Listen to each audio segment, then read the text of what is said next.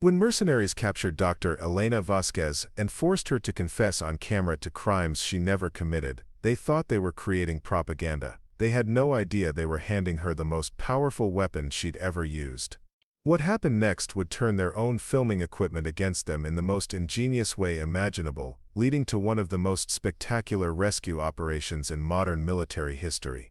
Before we jump back in, tell us where you're tuning in from, and if this story touches you, make sure you're subscribed, because tomorrow I've saved something extra special for you. Dr. Elena Vasquez had spent 3 years working with Doctors Without Borders in the war-torn region of Moldavia, a fictional Eastern European country caught between rival factions.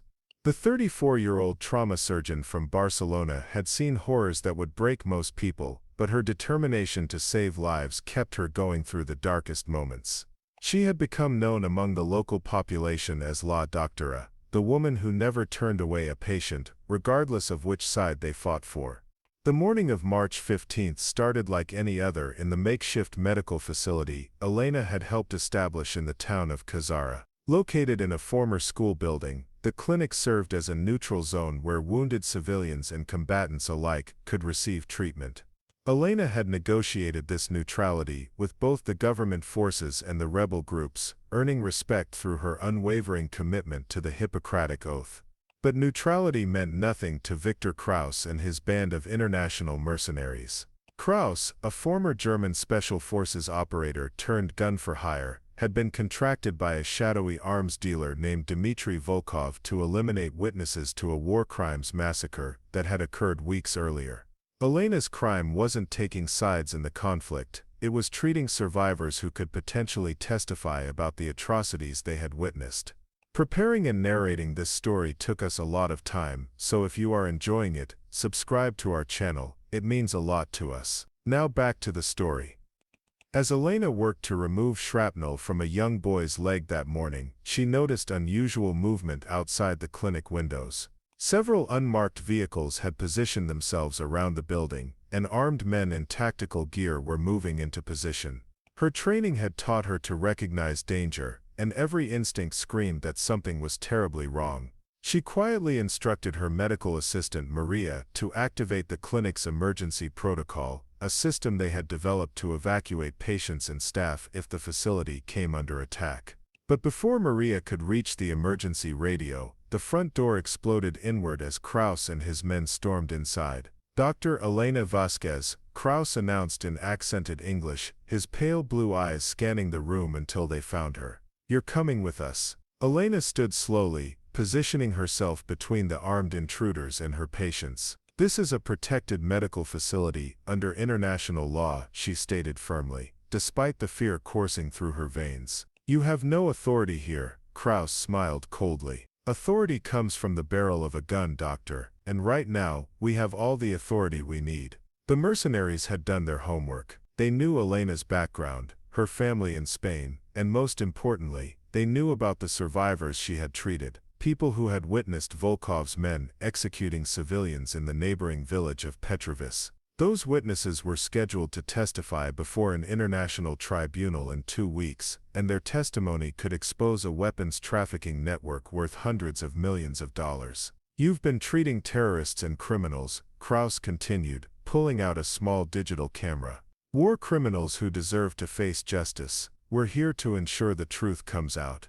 Elena recognized the setup immediately. This wasn't a random kidnapping, it was a planned propaganda operation designed to discredit her testimony and that of her patients. By forcing her to confess to treating criminals and terrorists, they could undermine the credibility of any evidence she might provide to international investigators. As Kraus's men secured the clinic and forced Elena's staff and patients to lie on the ground, she made rapid calculations. The clinic was located on a hill overlooking the Kazara Valley, with clear sightlines in multiple directions. More importantly, she knew that NATO reconnaissance flights passed over this area every Tuesday and Friday at approximately 1400 hours.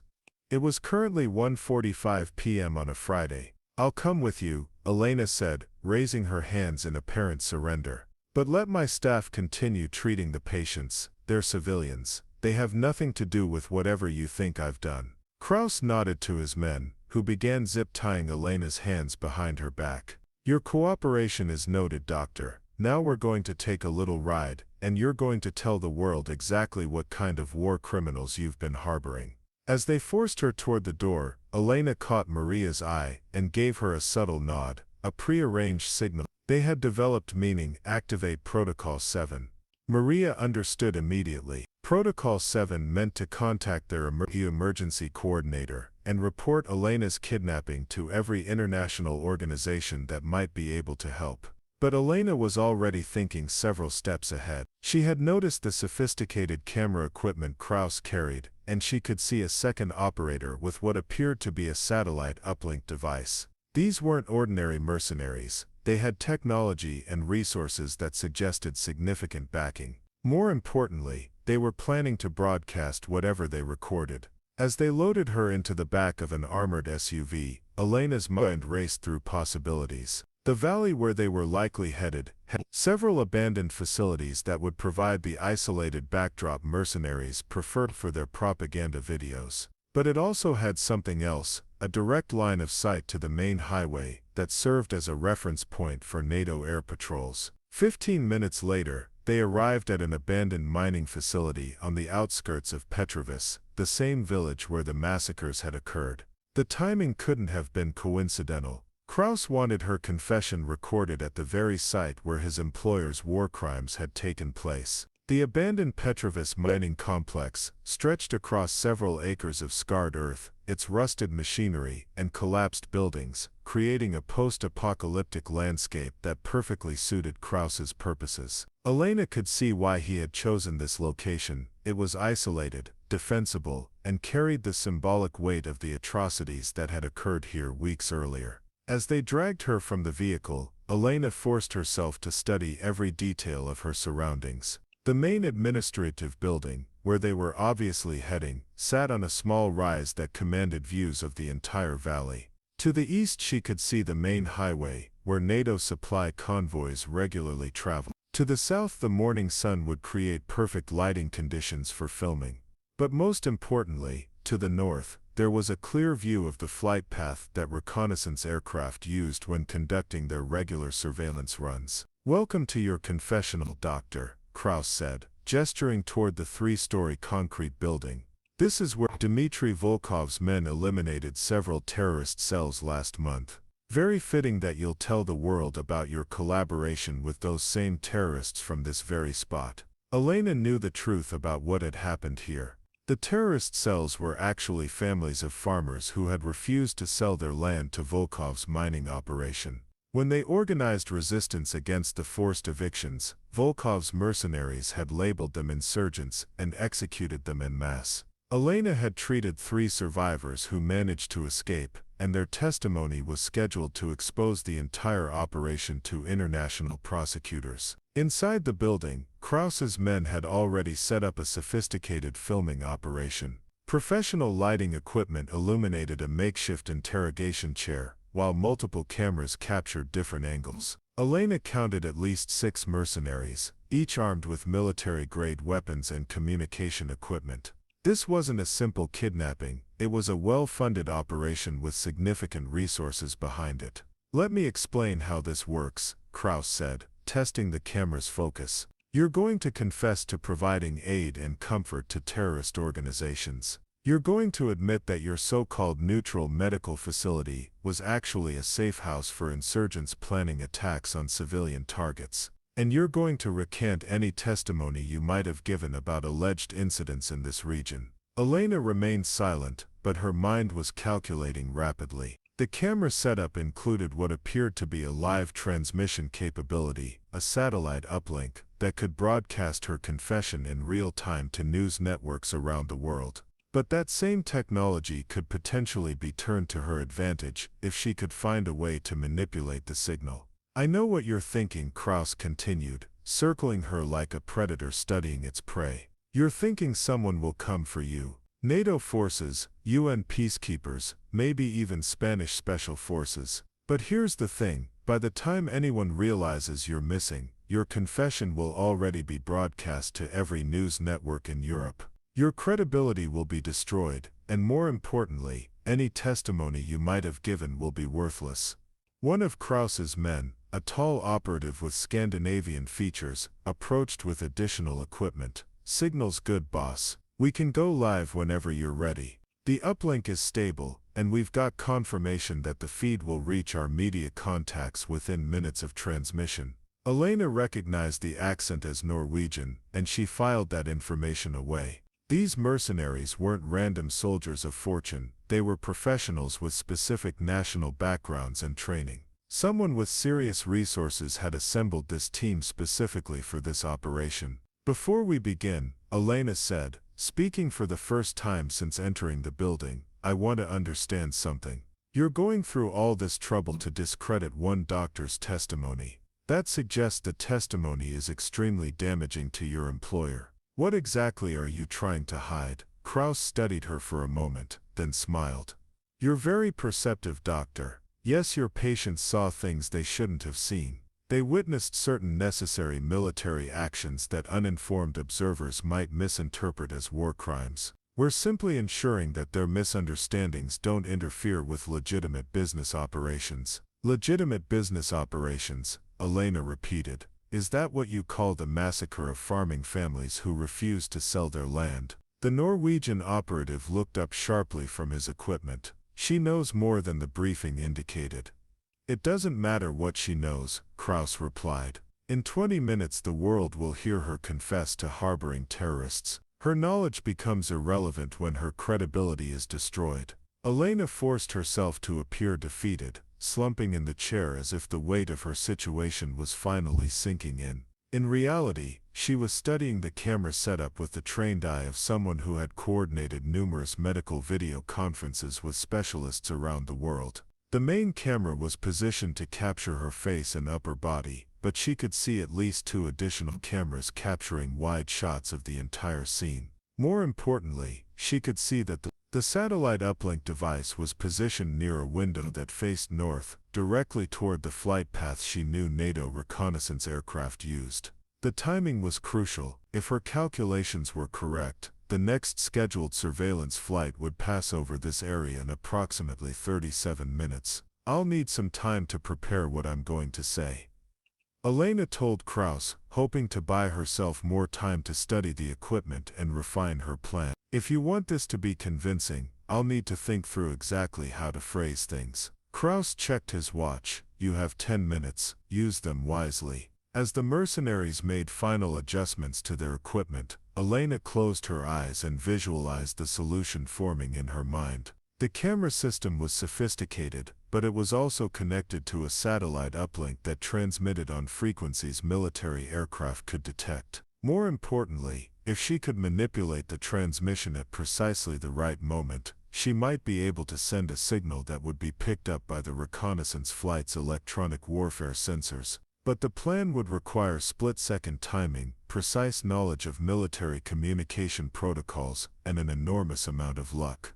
Most importantly, it would require her to endure whatever torture Krauss had planned while maintaining the mental clarity to execute the most complex escape attempt of her life. Elena's medical training had taught her to remain calm under extreme pressure, but nothing could have fully prepared her for the psychological warfare that Viktor Krauss was about to unleash. As she sat in the makeshift interrogation chair, she forced herself to think like the Anna surgeon she was, analyzing the situation, identifying resources, and developing a treatment plan that could save her life. 10 minutes is up, Doctor, Krauss announced, positioning himself directly in front of the main camera. Let's begin with something simple. State your name and your role with Doctors Without Borders. Elena looked directly into the camera lens, knowing that her next words would either doom her testimony forever, or provide the first piece of a puzzle that could save her life. My name is Dr. Elena Vasquez. I am a trauma surgeon working with Doctors Without Borders in the Moldavia region.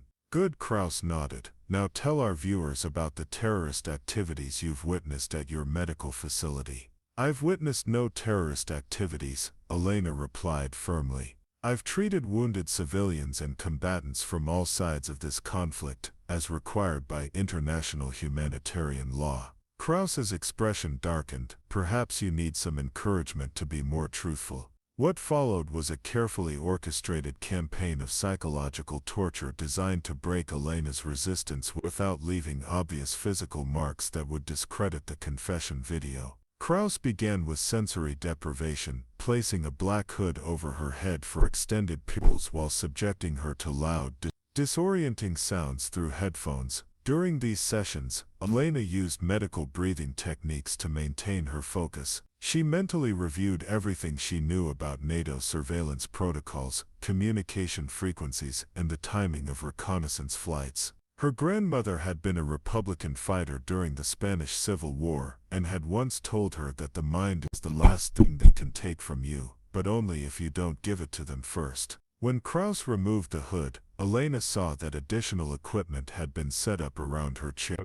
Medical monitoring devices that would track her heart rate, blood pressure, and stress responses, ensuring that any confession appeared genuine rather than coerced. But Elena recognized the equipment from her own medical training, and she realized it could also provide her with crucial information about timing her escape attempt. "I'm going to ask you again," Krauss said, adjusting the camera angle. "What terrorist activities have you witnessed at your medical facility?" "I've treated patients," Elena responded, her voice steady despite the circumstances. "That's not a terrorist activity, it's my job." Krauss nodded to the Norwegian operative, who activated what appeared to be a low-level electrical stimulation device attached to Elena's chair. The shock wasn't severe enough to cause injury, but it was designed to create anxiety and discomfort that would gradually wear down her psychological defenses. Elena gritted her teeth and endured the sensation, but more importantly, she noticed that the electrical device was interfering with some of the monitoring equipment.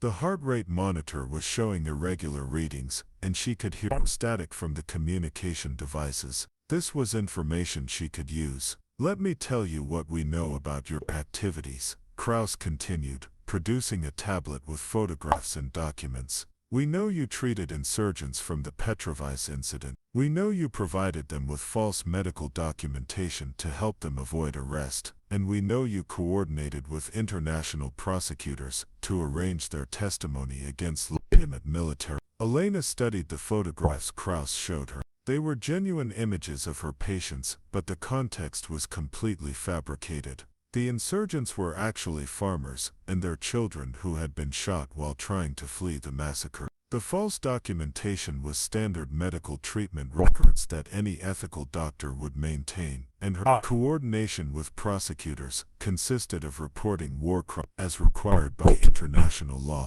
"Those are my patients," Elena acknowledged. "I treated them for gunshot wounds. That's what doctors do. Gunshot wounds they sustained while conducting terrorist operations against civilian targets," Krauss pressed. "Gunshot wounds they sustained while trying to protect their families from an illegal forced eviction," Elena corrected. The psychological pressure continued for nearly 2 hours. Krauss alternated between periods of aggressive interrogation and seemingly friendly conversation, attempting to confuse Elena's sense of reality and gradually convince her that cooperation was her only. He showed her fabricated documents, suggesting that her medical organization had abandoned her, false news reports claiming she was already presumed dead, and communications allegedly from her family begging her to cooperate with her captors. But Elena's medical training had included modules on recognizing and resisting torture techniques, and she could identify each psychological manipulation as Krauss employed it. More importantly, she was using the time to study every aspect of the equipment around her, from the communication to satellite uplink configuration. During a brief break in the interrogation, while Krauss consulted with his men about technical adjustments, Elena closed her eyes and visualized the timing sequence she would need to. The reconnaissance flight would pass over it in approximately 18 minutes. The satellite uplink operated on a frequency band that overlapped with NATO communication protocols, and the electrical interference device could potentially be overloaded to create a power surge that would disrupt the normal transmission path. But executing the plan would require her to endure whatever escalation Krauss had planned while maintaining the mental clarity to perform precise technical manipulations at exactly the right moment. It would also require her to convince Kraus to continue filming even as she appeared to be complying with his demands. "I'm ready to cooperate," Elena announced when Kraus returned to his position. "But I want assurances about my safety and the safety of my staff." Kraus smiled, believing he had finally broken her resistance. "Of course, Doctor. Your cooperation ensures everyone's safety. Now, let's start over. Tell our viewers about the terrorist activities you've witnessed." Elena took a deep breath, knowing the next words would determine whether her desperate plan had any chance of success. She had to appear to be giving Kraus what he wanted while simultaneously positioning herself to turn his own weapons against him. "I want to tell the world the truth about what I've seen in Moldavia," Elena began, looking directly into the camera, with an expression that Kraus interpreted as defeat, but which actually reflected the determined focus of a surgeon preparing for the most critical operation of her career. Elena's apparent capitulation sent a wave of satisfaction through Victor Kraus that she could see in his eyes. After hours of psychological pressure, he believed he had finally broken the stubborn doctor's resistance. What he didn't realize was that Elena was employing a technique she had learned during her residency, the art of appearing to comply while actually maintaining complete control of the situation. "I'm listening, Doctor," Kraus said, leaning forward as he adjusted the main camera's focus. "Tell us about these terrorist activities." Elena's voice took on a defeated tone that masked the calculations racing through her mind. "There were patients, people who came to our clinic with stories about what happened in Petrovis. I believed them at first." "Go on," Kraus encouraged, not noticing that Elena was carefully positioning herself to have direct line of sight to both the satellite uplink device and the window facing north. "What did these terrorists tell you?" "They claimed they were farmers," Elena continued, allowing genuine emotion to creep into her voice, but emotion directed at the real tragedy, not the fabricated narrative Kraus wanted. "They said their families were killed for refusing to sell their land, but I understand now that they must have been lying." Kraus nodded approvingly, gesturing for his camera operator to zoom in on Elena's face. "Of course they were lying. Terrorists always pose as innocent victims. What else did they tell you?" Elena lowered her head as if in shame, but actually to check the position of the electrical interference device relative to the monitoring equipment. "They described the attack in detail, women and children running, gunfire, people falling." She paused, letting her voice break slightly. "But if you're telling me they were terrorists, then I suppose I was naive to believe them." The Norwegian operative monitoring the satellite uplink looked up from his equipment. "Signal strength is optimal. We're getting excellent clarity on the transmission." Elena filed that information away while continuing her performance. "I want to apologize to anyone who might have been harmed because I provided medical treatment to these criminals. I thought I was helping innocent people, but I see now that I was being manipulated." Kraus was practically glowing with triumph. "This is exactly what we need. Continue, Doctor. Tell our viewers about how you cooperated with international prosecutors." This was the crucial moment. Elena needed to provide enough cooperation to keep Kraus filming while simultaneously preparing for the most dangerous part of her plan. She could see through the north-facing window that clouds were building on the horizon, perfect conditions for concealing aircraft movement. "The prosecutors contacted me several weeks ago," Elena said, her voice becoming stronger as if she was finding courage to confess. "They said they needed witness testimony about alleged war crimes. I gave them access to my patients because I believed their stories about innocent civilians being killed. And now," Kraus prompted, "now I realize I was being used as part of a propaganda campaign against legitimate military operations," Elena replied, hating every word but knowing it was necessary. "I want to retract any statements I may have made to international investigators." The satisfaction on Kraus's face was unmistakable. This confession, broadcast live to news networks across Europe, would indeed destroy the credibility of the war crimes testimony. But Elena was counting on something Kraus couldn't anticipate: the fact that anyone who knew her would recognize that she was speaking under duress and look for hidden messages in her words. "I want to make one final statement," Elena announced, straightening in her chair with what appeared to be renewed determination to set the record straight. In reality, she was positioning herself to execute the most critical phase of her escape plan. "Of course," Kraus agreed. "Take your time." Elena looked directly into the main camera, knowing that this would be her only chance to send a signal that could save her life. To my colleagues around the world, I want you to know that everything I've said here today represents the truth as I understand it now. The coordinates of conscience sometimes require us to navigate by different stars than we initially chose. Kraus frowned slightly at the philosophical language, but the Norwegian operative was nodding approvingly at his transmission equipment. Still getting perfect signal strength, he reported. What neither mercenary understood was that Elena had just embedded crucial information in her statement using a code system she had developed with her medical team for emergency situations. Coordinates of conscience was their phrase for GPS coordinates, and navigate by different stars referred to the NATO identification system they used for marking medical facilities on military maps. But the real signal was yet to come. Elena shifted her weight slightly, bringing her bound hands into contact with the electrical interference device attached to her chair. Her medical training had taught her exactly how much pressure was needed to overload the device's circuitry. I also want to thank Victor Kraus and his team for helping me understand the truth, Elena continued, maintaining eye contact with the camera while applying gradual pressure to the device's control circuit. They've shown me that sometimes what we think we see isn't really what happened. Through the north window, Elena caught a glimpse of sunlight reflecting off metal in the distance, exactly where she expected the NATO reconnaissance flight to appear. Her timing had to be perfect. Most importantly, Elena said, her voice gaining strength as she prepared for the culmination of her plan. I want people to understand that the truth can sometimes be found in the most unexpected places. Sometimes the very tools used to suppress the truth can be turned into instruments of justice. Kraus was too focused on his triumph to notice the subtle shift in Elena's language from defeat to defiance. He was also too far from the technical equipment to hear the slight humming sound that indicated the electrical device was beginning to overload. Elena took a deep breath, knowing that her next action would either save her life or ensure her death. To anyone watching this broadcast, she said, looking directly into the camera with fierce determination, remember that frequency and timing are everything in communication. At that moment she applied the final pressure needed to overload the electrical interference device, sending a massive power surge through the satellite uplink system just as the NATO reconnaissance aircraft passed overhead.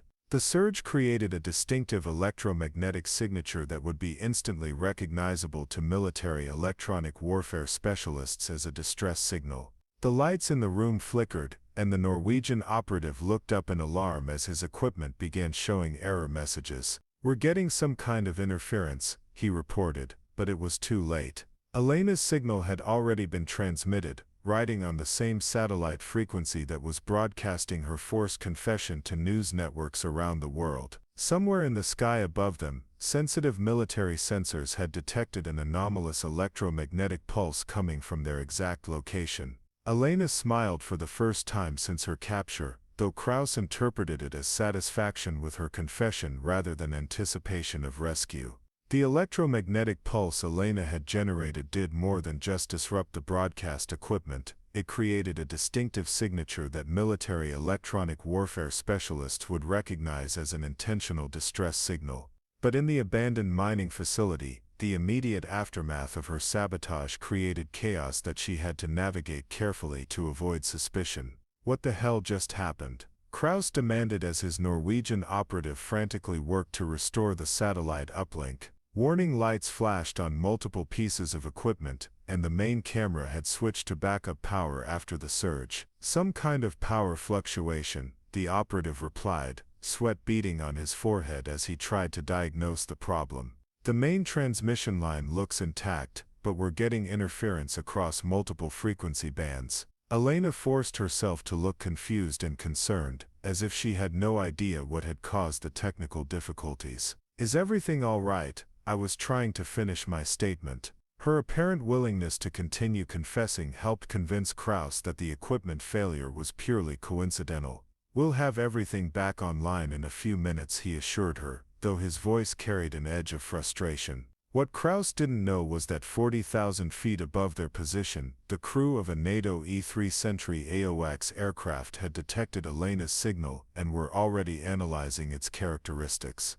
The electromagnetic pulse had occurred on a frequency and at a timing interval that matched NATO emergency communication protocols, specifically, the pattern used to indicate medical personnel under duress. Master Sergeant Rebecca Chen, the AOX electronic warfare officer, stared at her screen as the computer analyzed the signal pattern. "Sir, we've got an anomalous electromagnetic event from the Petrovus region. The signature matches our emergency protocols." Colonel James Mitchell, the mission commander, moved to look over her shoulder. "Could be equipment malfunction or atmospheric interference. What's your confidence level?" "High confidence it's intentional, sir." The pattern repeated 3 times at precise intervals before cutting off. "That's not atmospheric, and it's definitely not random equipment failure."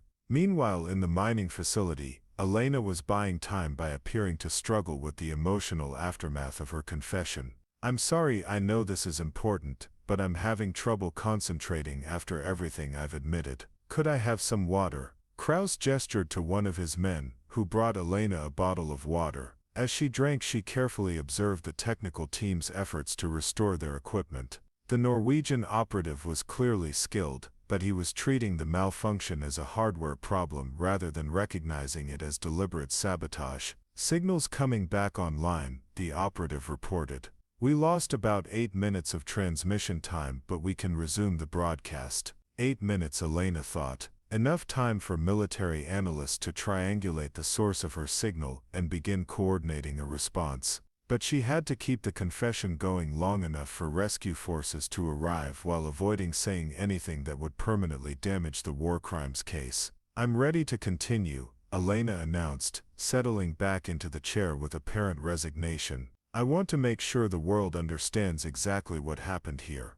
Above them, the AOX crew was coordinating with multiple agencies. The signal's origin point corresponded with the location of the Petrovus mining facility, which intelligence reports had identified as a possible staging area for mercenary operations. More importantly, CIA communications intercepts had indicated that Dr. Elena Vasquez, a key witness in upcoming war crimes proceedings, had been reported missing from her medical facility earlier that day. "It's her," Colonel Mitchell announced after reviewing the intelligence briefing. "Dr. Vasquez is being held at that facility, and she somehow managed to send us a distress signal through their own broadcasting equipment." The colonel immediately activated emergency protocols, contacting the nearest NATO Rapid Response Unit and requesting immediate reconnaissance of the target area. But military rescue operations required careful planning, and Elena would have to maintain her precarious situation for at least another hour before help could arrive. Back in the mining facility, Elena was walking a dangerous tightrope. She needed to provide enough content to keep Kraus filming while avoiding any statements that could genuinely damage the war crimes case or endanger her former patients. "I want to address the international prosecutors directly," Elena said, looking into the camera with an expression of apparent sincerity. "When I provided you with witness testimony from my patients, I believed I was helping to expose war crimes. But I now understand that I was actually being manipulated by terrorist propaganda."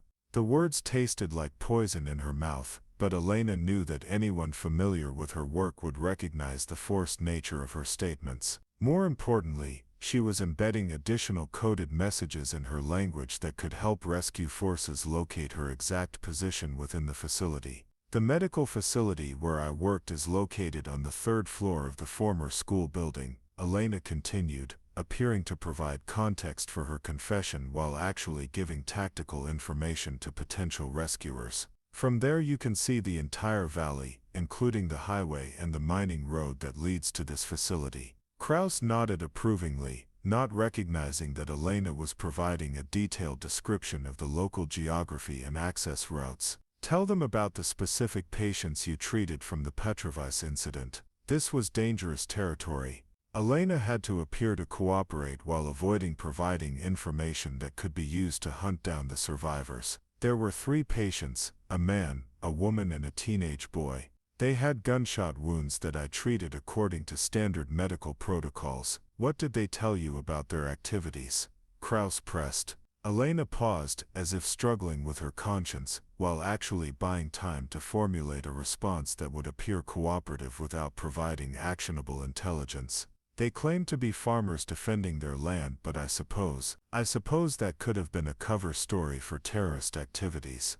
The Norwegian operative looked up from his equipment with a concerned expression. We're getting some kind of radar signature from the north. Might be weather, but it looks like aircraft movement. Elena's heart raced, but she forced herself to maintain her defeated demeanor. I'm almost finished with my statement. I just want to make sure I've told the complete truth about everything. Colonel Mitchell's voice crackled over the AOX communication system as he coordinated the rescue operation. Raven 2-1, we have visual confirmation of the target facility. What's your ETA for insertion? Raven 2-1 estimates 15 minutes to target, Colonel. Weather conditions are optimal for approach. Elena couldn't hear the radio communications, but she could sense a change in the atmosphere around the facility. Her medical training had taught her to recognize subtle signs of stress and anticipation, and she could see that Krause's men were becoming increasingly alert to their surroundings. She had to keep the confession going for just a few more minutes while hoping that rescue would arrive before Krause realized he had been murdered by a doctor with nothing but intelligence, courage, and an intimate knowledge of NATO emergency protocols.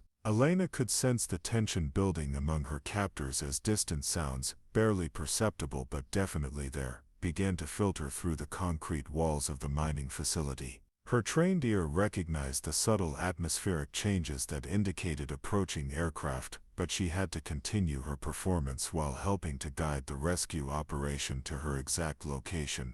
I want to conclude my statement by apologizing to the families of any victims who may have been harmed by terrorist actions that I unknowingly supported, Elena said, her words carefully chosen to provide additional tactical information. This facility where we're recording today, the third-floor administrative office of the Petrovice mining complex, provides a clear view of the entire operation area. Krause was too focused on capturing his propaganda victory to recognize that Elena was broadcasting precise location data to anyone listening. Excellent, Doctor. Your cooperation will help ensure that justice is served. The Norwegian operative looked up from his equipment with growing concern. I'm detecting multiple radar signatures now. Definitely aircraft, and they're moving this direction. Routine patrol flights, Krause dismissed, though Elena could see he was beginning to look uneasy. Continue the recording.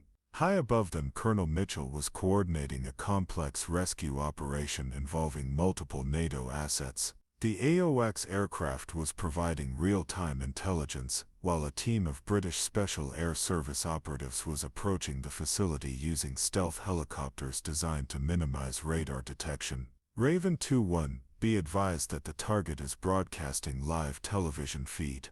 The hostage is providing location data through coded language in her statements. Captain Sarah Williams, the SAS team leader, acknowledged the information while studying satellite imagery of the mining complex. Copy that, Control. We're seeing the broadcast feed now. Target appears to be in the main administrative building, third floor, north-facing room based on window configuration. Elena continued her confession, embedding as much tactical intelligence as possible while maintaining the illusion of cooperation.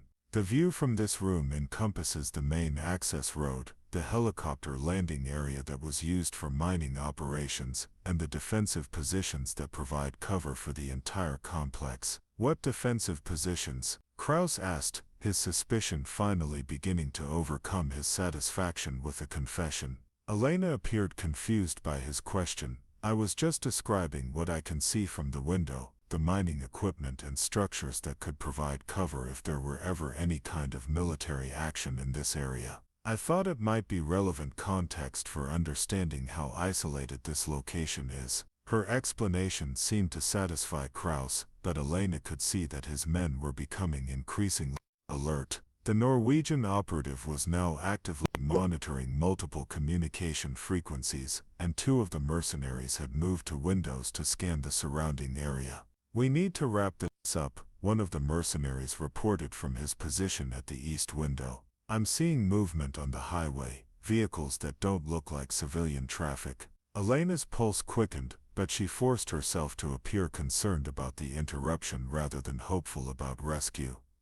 I haven't finished explaining about the international prosecutors. I want to make sure I've completely retracted my previous statements. Make it quick, Kraus ordered, though he was now dividing his attention between the camera and the tactical situation developing around the facility. Captain Williams and her team were now in position around the mining complex, using advanced surveillance equipment to map the interior of the building and identify the exact location of all hostiles. Elena's broadcast was providing crucial real-time intelligence about the situation inside the room. Control, we have visual confirmation through thermal imaging. 6 hostiles on the 3rd floor, 1 hostage, extensive electronic equipment, requesting permission to initiate rescue operation. Stand by, Raven 2-1. We need to coordinate with the broadcast interruption to minimize propaganda damage. Elena realized she was approaching the most dangerous phase of the entire operation. Once shooting started, Kraus would either use her as a human shield or simply execute her to prevent rescue. She had to find a way to neutralize the immediate threat to her life while the rescue team breached the building. In conclusion, Elena announced, straightening in her chair as if preparing to deliver her final statement, I want the world to know that the truth about Petrovas will come out, regardless of what happens to me personally. The evidence is too strong and too well documented to be suppressed by forced confessions or propaganda operations. Kraus's head snapped around to stare at her. That's not what you're supposed to say. It's what I believe, Elena replied, dropping her mask of cooperation as she realized the rescue was imminent. You can force me to sit in this chair and you can threaten me with weapons, but you can't force me to legitimately discredit evidence of war crimes. The room erupted in confusion as Kraus realized he had been outmaneuvered. Cut the transmission, he shouted to the Norwegian operative, while simultaneously drawing his sidearm and pointing it at Elena's head. Signals jammed, the operative reported. Someone's blocking our satellite uplink with military-grade electronic warfare. Outside, Captain Williams gave the signal for her team to breach the building. Raven 2-1 is going in. All units, execute rescue operation. The sound of breaking glass and detonating flashbang grenades filled the air as SAS operatives simultaneously breached multiple entry points. Elena threw herself sideways out of the chair just as Kraus fired, the bullet missing her head by inches and smashing into the camera equipment behind her. British Special Forces, drop your weapons. The shouts echoed through the building as black-clad figures swarmed into the room, their assault rifles trained on the stunned mercenaries. Kraus spun toward the nearest SAS operative, but Captain Williams was already in motion, her weapon tracking his movement with lethal precision. Gun down, now. The Norwegian operative raised his hands immediately, recognizing the futility of resistance against superior numbers and training. 2 other mercenaries followed suit, but Kraus seemed determined to fight to the end. This isn't over, he snarled at Elena, even as red laser dots from multiple weapons converged on his chest. You've destroyed everything, but it won't bring back the people who died because of your interference. Elena looked at him with the steady gaze of someone who had spent years saving lives in impossible circumstances. The only thing I've destroyed is your employer's ability to cover up mass murder. That's exactly what I intended to do. Captain Williams stepped forward and placed herself between Elena and Kraus. Last warning, drop the weapon or we drop you. Faced with certain death, Kraus finally lowered his pistol and raised his hands in surrender. Elena was free, the war crimes evidence was secure, and the most ingenious escape in modern military history was complete. The immediate aftermath of Elena's rescue transformed the abandoned mining facility into a bustling hub of international law enforcement and military activity. It's as tis. As Captain Williams helped Elena to her feet, the doctor's first concern wasn't for her own safety, but for ensuring that the evidence of war crimes remained intact and actionable. The broadcast equipment, Elena said urgently, pointing toward the damaged camera setup. They were transmitting live to news networks across Europe. We need to make sure someone recorded the entire session, including my coded messages about the rescue operation. Captain Williams nodded to her technical specialist, who immediately began securing the electronic equipment and satellite transmission logs. Already on it, Doctor, our electronic warfare team intercepted and recorded the entire broadcast. Your embedded location data was instrumental in helping us find you. Elena looked around the room at the captured mercenaries, who were now being processed by a joint team of NATO military police and Interpol investigators. Victor Kraus sat in zip-tie restraints, his earlier confidence replaced by the grim realization that his operation had been completely compromised. "How did you know to look for my signal?" Elena asked Captain Williams as medics checked her for injuries. "Your medical coordinator, Maria, activated your emergency protocols when you were taken," Williams explained. "She contacted every international organization she could reach, including NATO emergency services. When our AWACS aircraft detected an intentional electromagnetic pulse from this location, we connected it to your disappearance." Elena smiled for the first time in hours. Maria always was the most competent person in our entire operation. "Is she safe? Are my patients safe?" "Everyone at your medical facility is secure," Williams confirmed. "We've provided protective security for all potential witnesses, including the survivors from Petrovase, who are scheduled to testify before international prosecutors." As Elena received medical attention, investigators were already beginning to unravel the full scope of the operation that had led to her kidnapping. The captured mercenaries' equipment contained communication logs, financial records, and operational plans that revealed a sophisticated conspiracy to suppress war crimes evidence. Detective Inspector Malcolm Graves from Interpol approached Elena as she finished giving her preliminary statement to military investigators. "Doctor, I need to brief you on what we've discovered from the equipment and documents we've seized here." Elena looked up from the medical examination table where a NATO medic was treating the rope burns on her wrists. "What did you find?" This operation was funded by a consortium of weapons dealers and mining companies with financial interests in the Moldavia region. Graves explained. "Your kidnapping was just one part of a larger campaign to eliminate witnesses to the Petrovic. They've been systematically hunting down survivors and intimidating anyone who might provide testimony to international prosecutors." The scope of the conspiracy was staggering. Elena learned that Dmitry Volkov, the arms dealer who had hired Kraus's mercenaries, was connected to a network of international criminals who had been exploiting the chaos in Moldavia to conduct illegal mining operations. When local farmers refused to sell their land, Volkov's associates had ordered the massacre to clear the area by force. "The evidence we've gathered here today will support multiple war crimes prosecutions," Graves continued. "Your forced confession video actually works in our favor. It demonstrates the lengths these criminals were willing to go to suppress testimony about their activities." Elena was particularly interested in the technical analysis of her escape plan. Major David Chen, the NATO electronic warfare specialist, explained how her sabotage of the electrical interference device had created a detectable signal. "You managed to generate an electromagnetic pulse that matched our Chen said admiringly. "The timing intervals you used, 3 pulses separated by precise frequency gaps, corresponded exactly to our medical personnel under duress's emergency code." "How did you know those protocols?" Elena smiled. "Medical evacuation helicopters use NATO communication standards when operating in conflict zones. I've coordinated enough emergency evacuations to be familiar with your basic emergency signals. I just hoped that someone would be listening with the right equipment to detect the pattern."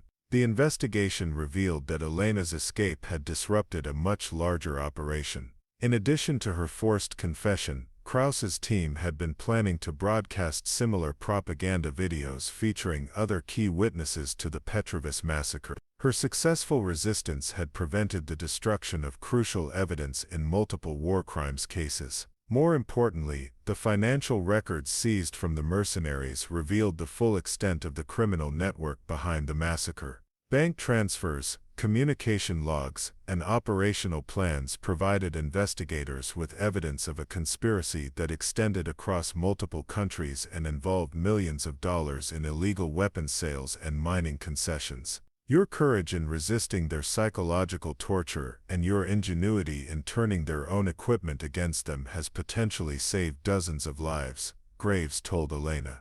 The people who ordered the Petrovis massacre are now going to face justice because you refused to let them destroy the evidence. Elena felt a mixture of exhaustion and satisfaction as she realized the full impact of her ordeal. I just did what any doctor would do. I used the tools available to me to save lives. In this case, the tools happened to be electromagnetic frequency manipulation and NATO emergency protocols instead of surgical instruments. As evening fell over the Petrovis mining complex, Elena was finally cleared for medical evacuation to a NATO military hospital, but before leaving, she insisted on calling Maria to check on her patients and staff at the medical facility. Elena, Maria's voice crackled over the satellite phone.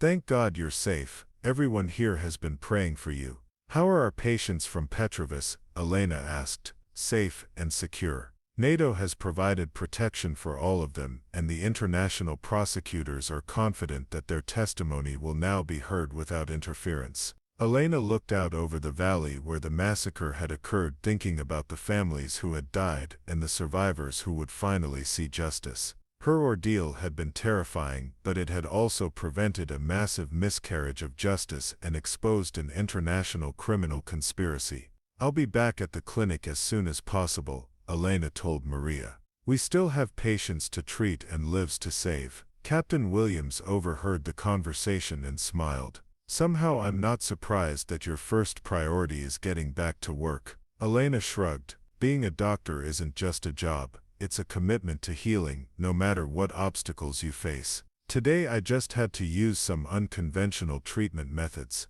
The rescue of Dr. Elena Vasquez and the exposure of the international conspiracy behind her kidnapping sent shockwaves through diplomatic and military circles across Europe and beyond. Within hours of her rescue, the story had become front-page news in major publications worldwide, but the real impact was felt in courtrooms, government offices, and international organizations where the evidence she had helped preserve would reshape the pursuit of justice in conflict zones. At the International Criminal Court in The Hague, Chief Prosecutor Amanda Richardson was reviewing the massive collection of evidence that had been secured from the Petrovis mining facility. The financial records, communication logs, and operational plans seized from Krause's mercenaries provided the missing links needed to pursue prosecutions against high-level figures who had previously seemed untouchable. This is unprecedented, Richardson told her investigative team during an emergency briefing. We've been trying to build cases against Dmitry Volkov and his network for 3 years, but they always managed to eliminate witnesses or destroy evidence before we could act. Dr. Vasquez's resistance has given us the breakthrough we needed. The evidence revealed that the Petrovis massacre was just one incident in a pattern of systematic violence designed to facilitate illegal resource extraction across multiple conflict zones. Volkov's organization had been using similar tactics in parts of Africa, Southeast Asia, and Eastern Europe, employing mercenaries to eliminate opposition to mining and weapons trafficking operations. Elena, meanwhile, was recovering at the NATO medical facility in Pristina, where she was being debriefed by investigators from multiple international organizations. Despite her ordeal, she insisted on providing detailed testimony about everything she had witnessed during her captivity. The sophistication of their operation was remarkable, Elena told EU investigator Claire Dubois.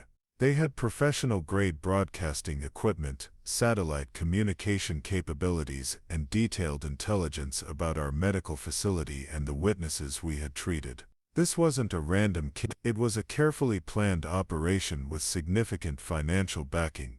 Elena's technical analysis of the mercenaries' equipment provided crucial intelligence about the resources available to international criminal networks. The satellite communication gear alone represented hundreds of thousands of dollars in specialized equipment, while the psychological torture techniques employed by Krause indicated professional military training. What impressed me most was Dr. Vasquez's ability to maintain strategic thinking under extreme duress, Captain Williams reported to her commanding officer. She analyzed her situation, identified the tools available to her, and executed a complex technical sabotage operation while being psychologically tortured. That level of mental discipline is extraordinary. The international response to Elena's rescue extended far beyond law enforcement and military circles. Medical organizations worldwide rallied to support her and highlight the dangers faced by humanitarian workers in conflict zones. Doctors Without Borders issued a statement calling for increased protection for medical personnel and stronger enforcement of international humanitarian law. Dr. Philippe Garnier, the international president of Doctors Without Borders, personally flew to Pristina to meet with Elena and discuss the implications of her ordeal. Elena's courage in resisting these criminals has protected not just the evidence needed for war crimes prosecutions but the fundamental principle that medical neutrality must be respected even in the worst conflicts. Elena was particularly concerned about the precedent her case might set for other medical workers. If criminals believe they can intimidate medical personnel into providing false testimony, it puts every doctor and nurse working in conflict zones at risk. We need strong international responses to make sure this kind of operation never succeeds. The technical aspects of Elena's escape were being studied by military electronic warfare specialists as a case study in innovative emergency communication techniques. Major Chen presented her electromagnetic pulse methodology to a NATO technical conference, highlighting how civilian knowledge of military protocols could be leveraged in emergency situations. Dr. Vasquez demonstrated that effective resistance doesn't always require weapons or traditional military training, Chen explained to the assembled officers. Her medical background gave her the technical knowledge needed to manipulate electronic equipment, while her humanitarian work had familiarized her with NATO communication protocols. The combination enabled her to turn her captor's own equipment into a rescue beacon. Elena's story also had significant implications for international efforts to combat human trafficking and the use of mercenaries in conflict zones. The evidence seized from Krause's operation revealed connections between weapons trafficking, illegal resource extraction, and the systematic elimination of witnesses, a pattern that investigators had suspected but never been able to prove conclusively. Intelligence analysts were now using the captured communication logs to map the full extent of Volkov's criminal network. Bank records showed financial connections to legitimate businesses in multiple countries, revealing how criminal enterprises laundered profits from illegal activities through apparently respectable commercial operations. This case has opened up investigative leads that will keep us busy for years, Detective Inspector Graves told Elena during one of their debriefing sessions. The mercenaries' electronic equipment contained contact information for criminal associates across 3 continents. We're coordinating with law enforcement agencies in 15 countries to pursue related prosecutions. Elena was particularly satisfied to learn that the 3 survivors from Petrovas, the patients she had originally treated and whose testimony had made her a target, would now be able to provide their evidence in a secure environment. NATO had provided protection for all potential witnesses while international prosecutors had fast-tracked their cases to prevent further intimidation attempts. Those families died for refusing to give up their land to criminals, Elena reflected during an interview with BBC correspondent James Mitchell. The least we can do is ensure that their sacrifice leads to justice for the people responsible. If my ordeal helps achieve that, then everything I went through was worthwhile. The international attention surrounding Elena's case also led to increased funding for medical humanitarian operations and improved security protocols for medical personnel working in conflict zones. Several European governments announced new programs to support medical workers in dangerous areas, while international organizations developed enhanced emergency communication systems based on the techniques Elena had used. But perhaps the most significant long-term impact was the precedent Elena's resistance had set for other potential victims of similar operations. By refusing to be intimidated and using her intelligence and training to fight back, she had demonstrated that even the most sophisticated criminal conspiracies could be defeated by courage, quick thinking, and an unwavering commitment to justice. 6 months after her dramatic rescue from the Petrobras mining facility, Dr. Elena Vasquez found herself in the witness box at the International Criminal Court in The Hague, facing the men who had orchestrated her kidnapping and torture. The courtroom was packed with international observers, journalists, and legal experts who recognized the case as a landmark prosecution of organized war crimes and witness intimidation. Dmitry Volkov, the arms dealer and mining executive who had ordered Elena's kidnapping, sat at the defendant's table alongside Victor Kraus and 3 other key figures in the criminal conspiracy. The evidence against them was overwhelming, thanks largely to the intelligence gathered during Elena's rescue and the subsequent international investigation her resistance had enabled. Chief Prosecutor Amanda Richardson began Elena's testimony by establishing the context of her humanitarian work in Moldavia and her treatment of the Petrobras massacre survivors. "Doctor, please tell the court about your first encounter with the victims from Petrobras." Elena spoke clearly and confidently, her voice carrying the authority of someone who had faced the worst humanity could offer and emerged stronger. 3 patients came to our medical facility with gunshot wounds sustained during what they described as an attack on their farming community. Their injuries were consistent with high-velocity rifle fire, and their accounts described a systematic massacre of civilians who had refused to abandon their land. "What was your assessment of their credibility as witnesses?" Richardson asked. "As a medical professional, I was primarily concerned with treating their physical injuries," Elena replied. "But their psychological trauma was consistent with having witnessed extreme violence, and their accounts were remarkably consistent despite being given separately. More importantly, their injuries matched the timeline and locations they described." Defense attorney Klaus Weber, representing Volkov, attempted to challenge Elena's testimony by suggesting that she had been predisposed to believe claims against his client's mining operation. "Doctor, isn't it true that you had already formed negative opinions about resource extraction activities in the region before treating these alleged victims?" Elena's response was measured but firm. "My opinions about mining operations are irrelevant to my medical assessment of gunshot wounds. I treat patients based on their injuries, not their politics or my personal beliefs about industrial development." The prosecution then moved to the core of their case, Elena's kidnapping and the attempts to force her to provide false testimony that would discredit the war crimes evidence. Video evidence from the mining facility, including portions of the forced confession session, was presented to the court. "Dr. Vasquez, can you describe the psychological techniques used by Mr. Kraus and his team to try to break your resistance?" Elena detailed the systematic campaign of sensory deprivation, electrical stimulation, and psychological manipulation that had been designed to force her cooperation. But she also described her analysis of the situation and her development of the electromagnetic pulse escape plan. "I realized that my captors were using sophisticated communication equipment to broadcast my forced confession," Elena explained. "But that same equipment operated on frequencies that overlapped with NATO emergency communication protocols. If I could create a disruption at precisely the right moment, military surveillance aircraft might detect it as a distress signal."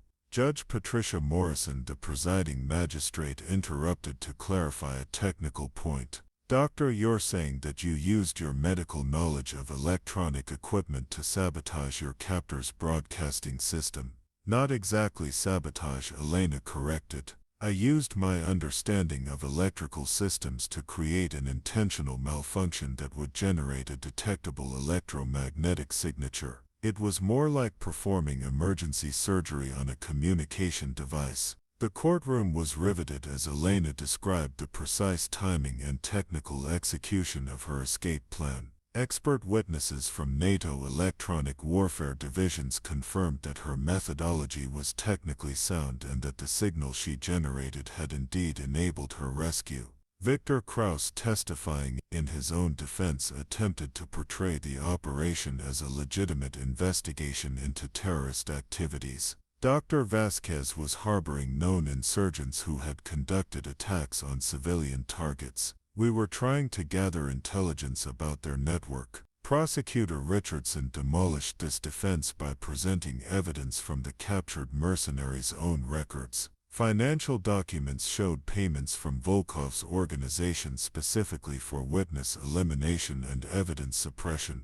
Communication logs revealed detailed discussions about destroying testimony related to the Petrovas massacre. Mr. Kraus, can you explain why your legitimate investigation required you to torture a medical professional and force her to provide false testimony on international television? Kraus had no coherent response to the question, and his credibility collapsed under cross-examination. The prosecution's case was further strengthened by testimony from the 3 Petrovas survivors who described the massacre in devastating detail. Protected by international security arrangements, they were able to provide complete accounts of the systematic execution of their neighbors and family. Maria Petrova, one of the survivors Elena had treated, testified about the attack on her farming community. They came in the early morning with automatic weapons and military vehicles. They said we had to leave immediately or face the consequences. When our village leader tried to negotiate, they shot him in front of his children.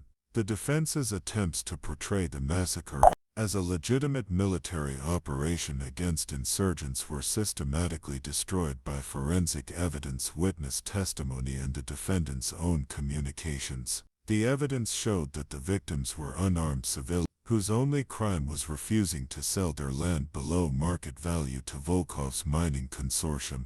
Elena's testimony concluded with her assessment of the broader implications of the case. This wasn't just an attack on me personally, it was an attack on the principle that witnesses to war crimes have the right to be heard. If criminals can successfully intimidate medical personnel into providing false testimony, it undermines the entire foundation of international humanitarian law. Judge Morrison summarized the significance of Elena's resistance during her closing remarks to the court. Dr. Vasquez's courage in the face of systematic torture and her ingenuity in turning her captors' own equipment against them has not only secured her own rescue but has preserved crucial evidence of serious war crimes. Her actions represent the highest ideals of both the medical profession and international justice. The verdicts, when they came, reflected the court's recognition of the gravity of the crimes and the importance of the present being set. Dmitry Volkov was sentenced to 25 years in prison for war crimes, crimes against humanity, and conspiracy to obstruct international justice. Viktor Kraus received 15 years for his role in the torture and intimidation campaign. But perhaps more importantly, the case established new international protocols for protecting witnesses and medical personnel in conflict zones, ensuring that Elena's ordeal would help prevent similar attacks on humanitarian workers in the future. Up next, you've got 2 more standout stories right on your screen. If this one hit the mark, you won't want to pass these up. Just click and check them out. And don't forget to subscribe and turn on the notification bell so you don't miss any upload from us.